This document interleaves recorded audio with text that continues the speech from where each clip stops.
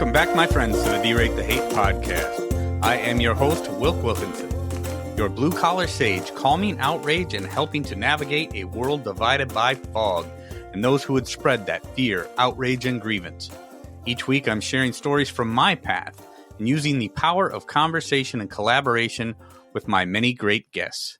Together, we chart a course toward understanding, bridging divides, and fostering a community where wisdom prevails over discord. Friends, it really is about bettering the world one attitude at a time.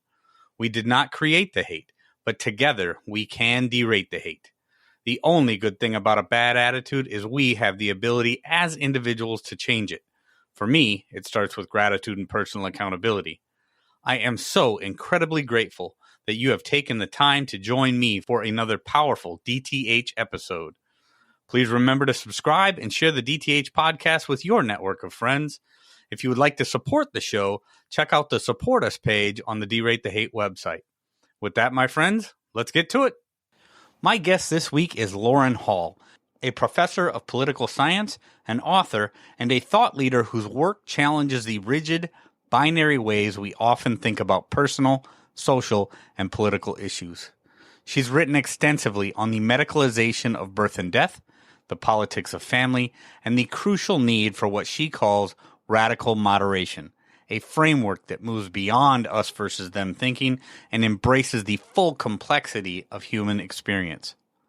Lauren's approach introduces a four-dimensional way of understanding our world, one that demands humility, curiosity, and a recognition that real solutions exist beyond the false choices we're so often given.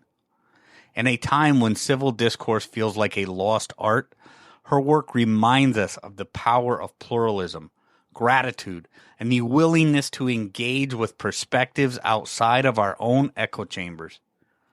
Beyond her academic work, Lauren is yet another of my fellow advisors for the Pro-Human Foundation, a group committed to fostering open and honest conversations about the issues that shape our lives. In this episode, we'll explore the dangers of negativity bias, the importance of lived experience, and how practicing radical moderation can help us bridge the divides that seem to grow wider every day. So let's get into it with my friend, Lauren Hall. Here we go. Lauren Hall, thank you so much for joining me here on the D-Rate the Hate podcast. I do appreciate your time today. It's wonderful to be here, Will. Thanks. I'm so excited about this, Lauren. I know you're one of the newer members of the Board of Advisors for the Pro-Human Foundation, and this will be another in the series of interviews or conversations that I'm having with my fellow members of the Pro-Human Foundation.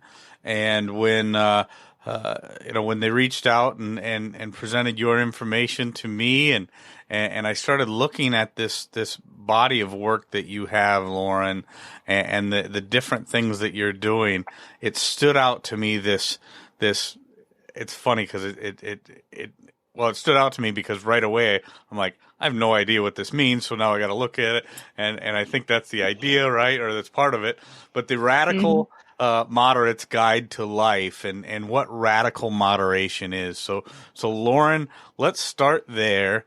What does it mean to be a radical moderate, or what is radical moderation?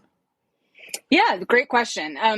So part of what radical moderation is a sort of exploding of and breaking out of the false binaries that the media, that our political system have sort of convinced us exist. So the reason I went with radical moderation is, first of all, I think a lot of people think about moderation as though it's just sort of a midpoint between two extremes. But if those two extremes are bad places to be, there's no guarantee that the midpoint's a good place to be either. And so thinking about sort of human, social, and political life on a line is just not really accurate, right? It doesn't actually reflect the complexity of how humans actually think about their worlds, how they navigate their landscapes. So I started to think about it like, a line is kind of one-dimensional. Well, how do we explode these binaries and get away from this extremism? Well, it's a kind of moderation, but it's a radical form of moderation because it really requires us to do a complete sort of head shift to get out of this binary thinking that traps us. Yes. And once we do that, we find this incredible 4-dimensional landscape that's really incredible and complicated. And that's where I think the real conversations can happen. I think you're absolutely right. One of the things that in the work that I do, people know a lot of the work that I do is in the depolarization space. It's how do we bring together people of unlike mindsets to have these conversations. Just because it's a contentious topic doesn't mean it needs to be a contentious conversation. And one of the things that I'm always confronted with now, Lauren, is the idea that the polar ends of our whatever is, it does seem like the extremes have the loudest voices, and people have heard me say, those who know the least say it the loudest, and now we've got all these ugly things going on either side, and people are like, well, there's no way we could ever bridge this thing, because they don't see it as a spectrum. They don't see all the different dimensions of what's going on. They just see the two ends, right? The two end zones on the field, and they don't understand that there's a part in the middle. But that part in the middle that really I always try to explain to everybody is we don't have to always find common ground to be able to have a non-contentious conversation. Because, let's just face it, there's certain things that we're just not going to find middle ground on, but it still doesn't mean we have to be at each other's throats and make it into an ugly thing. So talk a little bit about that. I want to dive into what that 4-dimensional thing, or what these 4 dimensions are, as opposed to just this linear flat thing with 2 ugly ends on it. Mm-hmm. Yeah. So the way that I'm sort of thinking about this roughly is, the first and second dimension are sort of length and breadth. So you can think about that in the sense that people occupy different parts of the landscape at different times. So I'm a suburban white mom. I teach at a university. My experiences are totally different than even just 5 miles down the road in inner city Rochester, right? And so what I need to do is use my moral imagination to figure out how a mom in that situation might be trying to navigate her world, the kinds of decisions that she has to make, because they're going to be fundamentally different from mine, because we're in different parts of our landscape. The third dimension is height and depth. And so when I'm thinking about depth, I'm thinking about, I tend to think mostly of the downward depth. I think there are pits in our political and social landscape that people can fall into. I think as a society, we have a moral obligation to help people out of those pits. But one of the really serious problems of toxic polarization is that we can't get agreement even on those really basic fundamentals. Like, how do we help people coping with addiction? How do we help people who are, children who are stuck in the foster care system? How do we help people with mental illnesses, right? So the kinds of we know that there's all these pits out there, but we can't even agree long enough to figure out how to help people out of them. And I think that's a serious moral failing. So that's kind of the third dimension.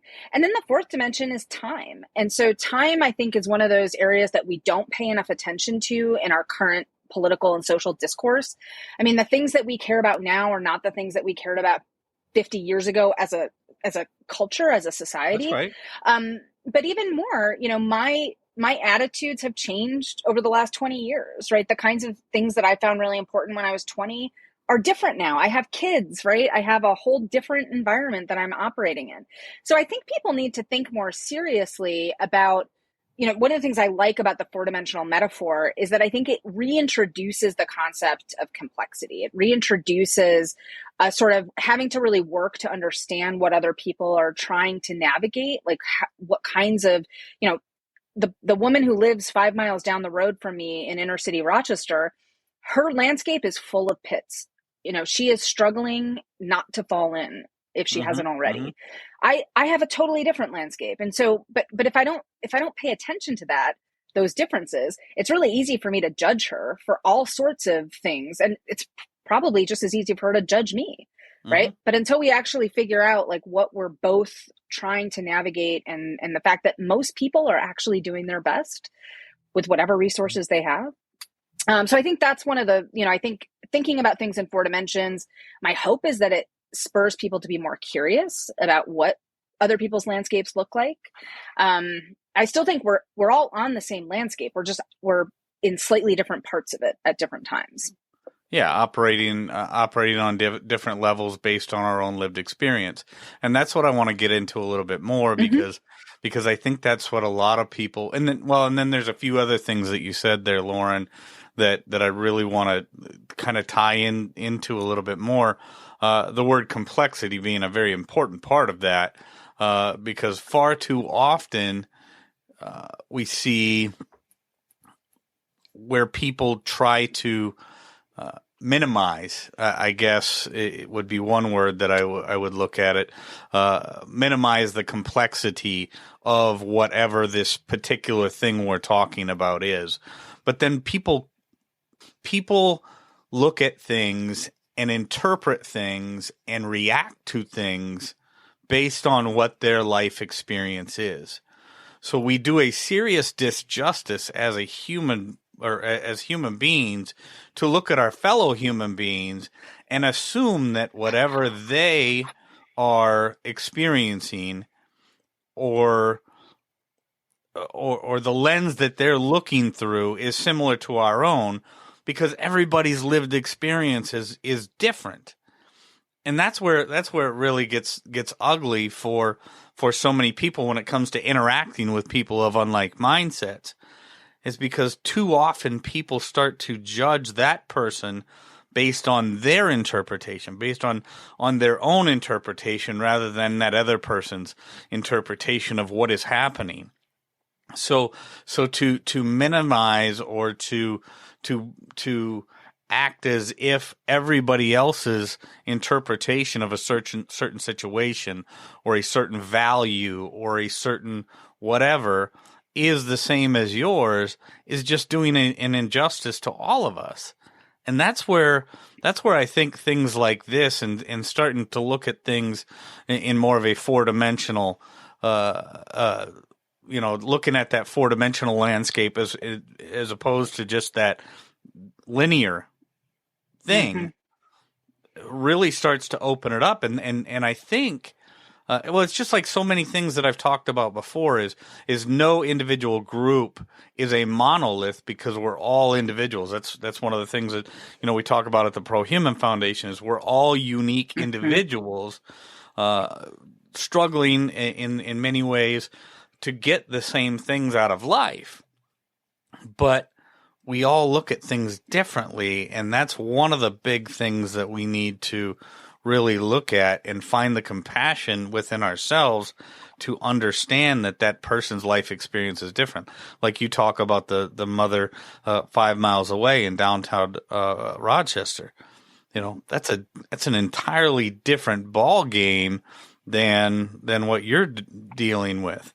This is so relevant in so much of what happens in our world today, because we have Midwesterners, like where I'm from, that live in an entirely different environment than people in the Upper East Coast, like you, or even or the West Coast. My friends out in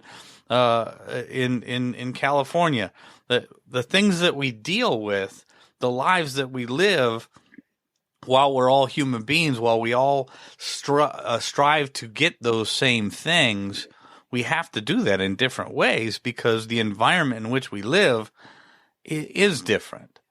So talk a little bit more about that lived experience part of it, and how we can, as individuals, have compassion for those that are outside of our own bubbles, outside of our own silos. And how do we work through that? And what are the tools that you give people or tell people to work through that, so that they don't get stuck in that monolithic way of thinking and just assume that because of what our similarities are, that they obviously think about this the same way that I do? Yeah.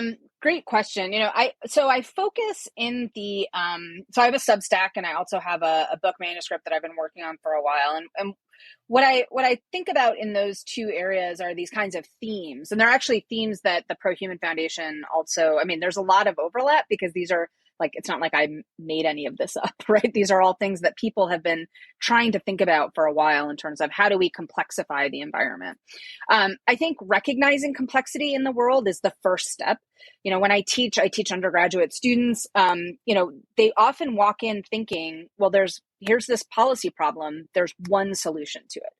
Right. And then I ask them to just dig in a little bit, right? Well, if there's one solution to it, why hasn't it been solved yet? Like, why have we not eliminated poverty? Why have we not eliminated addiction? Why have we not eliminated war? Whatever the issue is. Well, then they start realizing, so there's different perspectives on how you eliminate it, right? There's different ideas about how to think about it. Social phenomena are also really complicated. It's really hard to do stuff right. We've learned about this with nation building, right? All the failures that we've had in terms of our foreign policy. So getting students to understand that, a lot of times good ideas fail, not because they weren't good ideas or not because the people espousing them were bad, but just because the world's a more complicated place than we realize. And that leads to the second really important thing, which is humility. And this is, and I will admit that I was as guilty of this. Like if you had talked to me as a 20-year-old, sort of kid, finishing college, I thought I had the world figured out. Right. I was, if we had internet boards back then, I would have been the person who's like, well, actually, right. Like that kind of attitude. And then I realized, well, wait a second. A lot of the things that I thought were true were not. My own life got more complicated. I had a lot of opinions on parenting before I had kids. And then those opinions just flew out the window because parenting is much more complicated than it looks. So I think, going in with an attitude of humility that, hey, I don't know what this person's going through. I don't know what this person's life looks like, right? I don't know what kinds of experiences this person has had that's led them to this particular place. That leads us to like another one. I'll just mention two more real quick. One of which is trade-offs. I mentioned this really quickly. I think, people need to understand too that there's always trade-offs to various kinds of things that you might want, right? And so you make a decision about a career, you automatically shut other doors. That's life, right? You have to accept trade-offs. And I think very often when we think in binaries, there's this kind of myth that like you don't have to accept trade-offs, right? When I hear progressives talk about the kind of world that they want to build, right? There's no trade-offs. Like the money just comes from somewhere. And when I hear conservatives talking about the world that they want to build, right? There's no trade-offs, right? You can have this, sort of all these, Christian values and just ignore all of the other people who don't share those values, right? But both sides, they're failing to recognize that there's trade-offs involved. Now, sometimes those trade-offs are worth it, right? And that's good. But other times they're not. And unless you reckon honestly with them, you're going to miss a huge part of the picture and you're going to set yourself up for some really painful unintended consequences later. And then finally, one thing that I noticed on that you talk about a lot is gratitude, right? Like we live in this weird time where I think, I talk to my undergrads and some of them will say things like, well, I mean, it's like we're back in the dark ages again. And I'm like, you know what? I had 3 kids and I didn't die during childbirth. I am deeply grateful for that, right? If we were in the dark ages, one of them would be dead right now, right? We like strep. I'm so glad we have antibiotics for that. The really basic things. I mean, you look at like progress on race relations, progress on, gender, all of the things that we have gained over the last 100 years, it's almost like it has washed away in people's belief that we live in this, sort of fundamentally dysfunctional time. And so I like to kind of just remind them of all of the wonderful things to be grateful for, right? And that I think that gratitude also helps you accept other people more generously, right? If you're deeply grateful for all the wonderful things in your life, I think it makes it easier for you to sort of extend some grace to other people. But it also allows you to think, well, maybe those people didn't have some of the incredible blessings that I have. And maybe I need to think more deeply about why they might be doing what they're doing or thinking the way that they're thinking. Oh, that's absolutely right. One of the, thinking about that, and I think the point that you make, Lauren, about trade-offs is so incredibly important, and uh, why binaries are such a bad thing, because they are often false binaries, and also the point that you make about gratitude and how people get absorbed in the idea that we live in such an ugly time. Now, there's no doubt that there is a lot of ugliness in the world today. Mm-hmm. There, Yep. there, we can say that without any hesitation. There's a lot of ugliness in the world today. Is it more or less today than it was in the Dark Ages? Well, you'd be hard pressed to make the argument that it's worse today than it was in the Dark Ages, right? And but the thing that takes that home for me, and one of the big things that brought me to a better place in my personal life, is that concept of gratitude. And then another thing that I talk about in relation to gratitude a lot is the reticular activating system, and what we choose consciously and unconsciously to focus on in our own lives. We live in this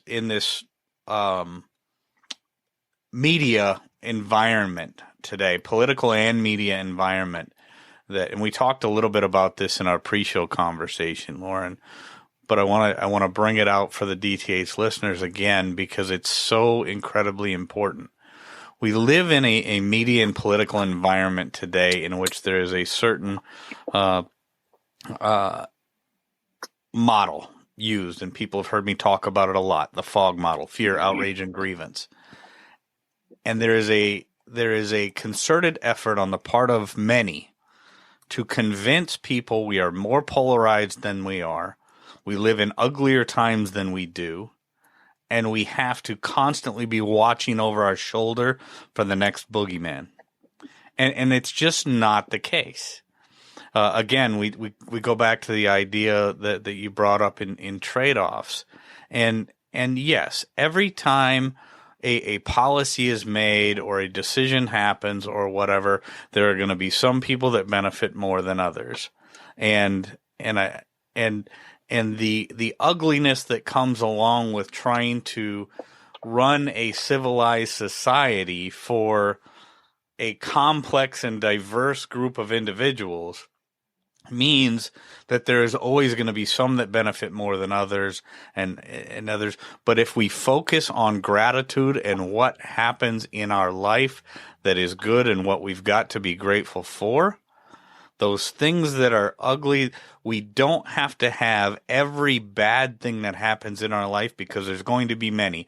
And I don't care who you are, if you're the mom that lives 5 miles away in Rochester, or if you're the suburban mom that has more in many ways, or if you're a guy like me in the upper Midwest who's been working like a madman since I was 10 years old to try and provide better for my family today than was provided for me when I was a kid. The reality is, if we look at all of the things in our life and those things that are outside of our control, we learn to compartmentalize those and be grateful for the things that we have and not focus on the things that we don't or the things that we do not like, our lives will be better. It is a fact. It works. But so many people, again, they get stuck in these binaries. Well, if this person has this and I don't have this, then I am a victim. Well, that's not right. That's not how it works. There's a lot more dimensions to that, right?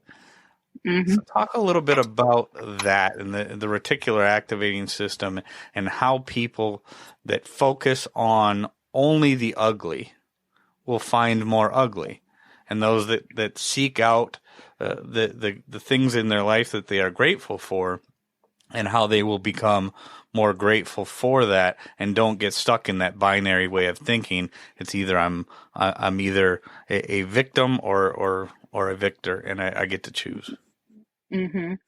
Yeah, so there's one of the things that I've been thinking about a lot lately, and I know there's a number of other people who are working in this area too, and I noticed that you had Peter Coleman on as a guest a little while ago.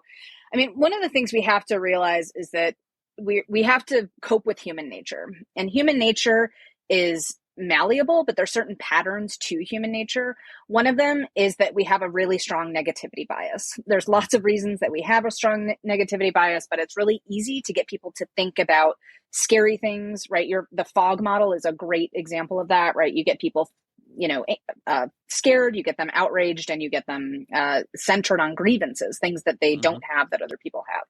So the negativity bias is a pretty serious one. And that's where my students are coming from, right? Like they come in and they've absorbed social media and they've absorbed the messaging from various media platforms. And so they think that the world's just a fundamentally bad place. Another part of human nature is oversimplification. And this, of course, there's good reasons for both of these things, right? They help us survive in certain kinds of contexts. They help us focus on dangers. If you didn't have a negativity bias, you're going to get eaten by a cheetah much more, quickly. And, simplification, we want to create heuristics so that we can move through the world more quickly. And then the final one is tribalism. It's in-group, out-group dynamics, right?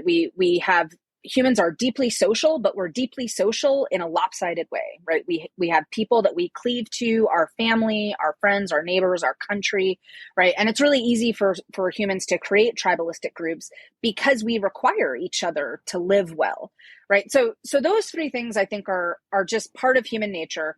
Now, what a lot of people have noticed, though, and this is exactly to your point, is that you can activate those things or deactivate those things.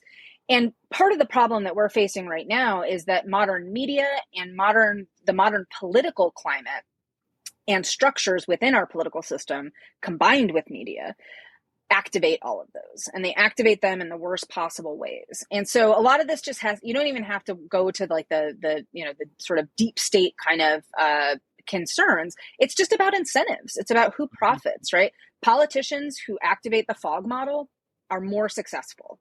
Media that activates the fog model are more successful because negative media stories go viral at rates much higher than positive media stories. Right. They play off of all of these human instincts that we have, right? Threats to your in-group go viral much, much more than friendships between in-groups and out-groups do. So when we're thinking, you and I, well, how do we deal with this?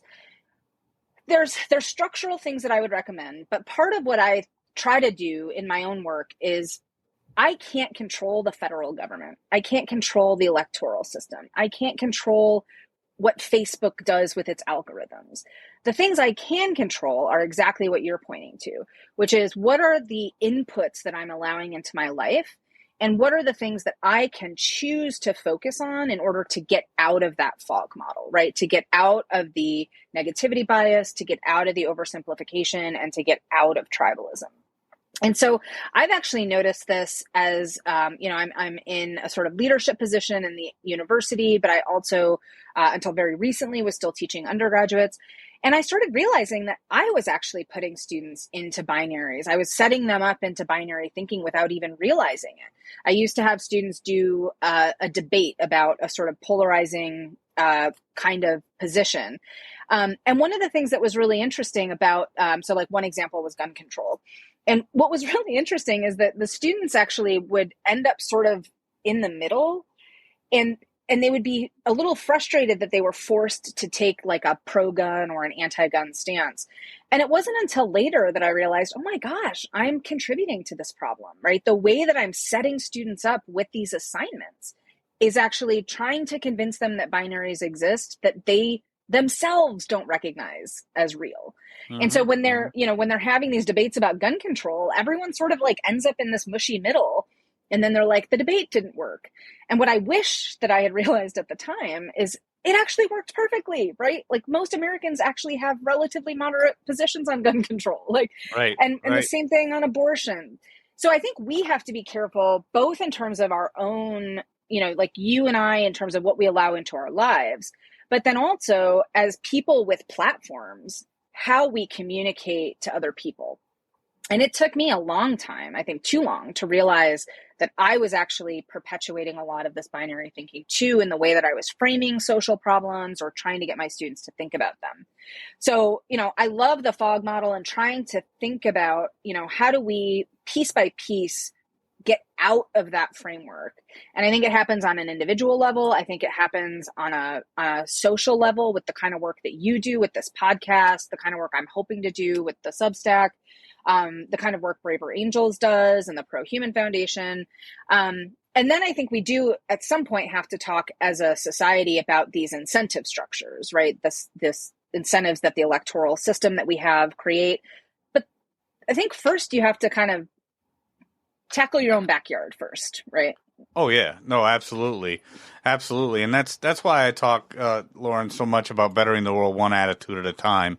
And then something that I've been talking about more lately is the concept of subsidiarity and how working more tight knit with our local communities and focusing on, I don't want to say our own bubble of influence, because I don't want people to be stuck in bubbles, because that's how we create these false binaries and the perception of monoliths and things like that. But the things that we can do as individuals, and if we start to work back towards the idea, you made a point, or a couple points there, about, I can't do anything about the federal government. I can't do anything about, the way that our political structure is built or whatever. But what I can do is talk about or work through what I absorb and what I take in, and then how I react to what I'm taking in. I think that when you combine that mindset, Lauren, with the concept of subsidiarity and working towards getting leaders that believe in the idea of those who govern closest govern best, and then we actively work, people like you and I, people or groups like the Pro Human Foundation, groups like Braver Angels, when we work towards the idea of blowing up the model of binaries and really promoting the ideas that we're all unique individuals that think and act differently. We all have different life experiences. We will get much further when we start to realize, when we focus on what is in our backyard and work from there, and then scale that outward, rather than worrying about what's happening in DC and hoping that it trickles back to us.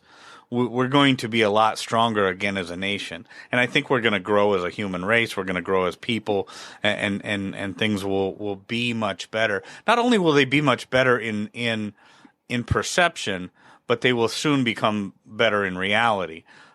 Because right now, when people are focused on what's happening at the national level, instead of actually realizing what's happening between them and their neighbors, they believe that we are more polarized and living in uglier times than we actually are. So real quick, because I know we're getting close to the end of our time, Lauren, and this conversation, again, just another one that's flown by way too fast because there's so much to say. Pluralism. You are a pluralism fellow with the Mercatus Center's program for pluralism and civil discourse, which is absolutely beautiful. It rings wonderfully in my ears. The idea of pluralism, civil discourse. Let's talk a little bit about that briefly. Tell people what they can find on your Substack, Radical Moderates Guide, and then just also tell me what you'd like to accomplish with the Pro Human Foundation now that you're a member of the board of advisors with the Pro Human Foundation. Yeah, great. So the Mercatus Center's program on pluralism, a couple things that I love that I'll point your listeners to. They have this fantastic model called Pluralist Labs, and it's a way to get people together, small groups, like 8 to 10. You could do this with your neighbors or at a book club. And it's a way to get people who have very different opinions about social issues to engage with those issues in a non-scary way. And one of the really interesting things about that model is that the first thing you try to do is it asks you to say, well, okay, so Lauren, what do you think Wilk Like, why do you think Wilk has this particular position? So instead of asking me to explain my position, because of course we all love to pontificate and we all love to defend our own positions, which gets us into a reactive defensive posture, I actually have to think curiously. I have to think, well, wait a second, why would Wilk, who disagrees with me about social policy X, why would Wilk think about that? And because you're in front of me, it's really hard for me to think that you're like a monster or, just like a bad person. And so it gets people to think creatively. And then you actually go back to the other person and you say, well, what did they get right? And what did they get wrong? What did they miss? And so you build understanding a piece at a time, but by asking these really tailored questions. So you can actually find the framework for the Pluralist Lab on the Mercatus Center's website at their program on pluralism. So that's been just a fantastic, and when I think about pluralism in the context of my own work, I really want people, a lot of times pluralism is people talk about it primarily in terms of religious pluralism. And I think religious pluralism is really important. I think political pluralism is obviously important because we're stuck with it, right? Like we can't do anything about it. People are always going to have different political beliefs. Right. But I also really want people to think about the pluralism that's inherent in our shared landscape, right? You and I share an enormous amount as human beings living in the United States, but you and I are also navigating our worlds in very different kinds of ways. We occupy different parts of the landscape. We have different kinds of goals and values for what we want to do with our landscapes and who we care about and what we want to protect. And so trying to get people to think about pluralism in this sort of deeper, richer sense of the fact that, and this is where it connects to the Pro-Human Foundation's goal, right? Which is that we're all unique individuals, but we share this common humanity. Yeah. And I think the landscape metaphor that I play with a lot, part of the reason I like it is that it helps demonstrate this shared humanity, right? It's not like you're on Mars and I'm on Venus or something. We are on the same landscape. We're occupying the same space. But we are in different spaces. We are thinking a little bit differently about the paths that we're on. You might have a different set of tools than I have. And so it's that kind of pluralism that I really want people to start getting curious about and to start being able to identify. So I think those are the two things that I think link the fellowship with the program on pluralism with the work that I hope to do with the Pro-Human Foundation. I think that model is so powerful. I think the work that Daryl Davis, one of the co-founders, has done with his incredible work with KKK members and with curiosity, drawing them out of hate and out of extremism and out of white supremacy is a really beautiful model. Now, we can't all be Daryl Davis's because he's just an incredible person who can do things that he's a hard one to replicate. That's for sure. It's very, enormous intellectual and moral courage, right? He does not have fear when it comes to asking people questions and that kind of curiosity. So that's incredible. So I guess part of what I've hoped to do on the board of advisors is just figure out ways to elevate that message, figure out ways to find, connections to existing groups that don't know each other yet. And then, and then introduce those messages to a broader audience. And that's what I'm trying to work on with the Substack, working within that model to do some kind of longer form writing. But the Substack's also kind of a fun way to just play with ideas. One of the things I have had to get more comfortable with in my middle age is I need to get comfortable with being wrong, and being wrong in public. And so I'm working on, using it as kind of an experimental tool, asking questions in the comments, trying to get people to engage. Because I really do want to hear what other people think about these issues. I mean, we're in this together. So. Yeah, and that's a beautiful thing, and thanks for the shout out to our friend Daryl Davis. I mean, yes, he is a real life superhero in the space of shared humanity and what curiosity and courage can actually do in this world of ours. So that's a beautiful thing. And then the final point there, Lauren, where you talk about, realizing that you're not always right about everything. And when people start to step out of the idea that that they are not always right. That's where real learning begins, and that's where building up our true character comes from. Lauren K. Hall, just an absolutely incredible conversation. Just the work that you're doing is beautiful. It's laurenkHall.com, is that correct? Yeah, they can find the link there, or it's just radicalmoderatesguide.substack.com, I believe. Yeah. Very good. Lauren Hall, thank you so much for joining me here on the D-Rate the Hate podcast. It's been a great pleasure. I look forward to more in the future. Thank you. Thank you, Wilk. This was so much fun. Friends, if there's anything in this episode that provided exceptional value to you, please make sure to hit that share button. Share it with your friends, share it far and wide. And of course, if you haven't done so already, be sure to subscribe right from our website so you can get the D-Rate the Hate podcast sent to your email inbox every week. So this is Wilk wrapping up for the week saying get out there, be kind to one another, be grateful for everything that you've got, and remember it's up to you to make each and every day the day that you want it to be. If there is something that you would like to share with me, you can catch me on most social media platforms, or you can email me directly, wilk@wilksworld.com. With that, my friends, I am going to back on out of here, and we will catch you next week. Take care.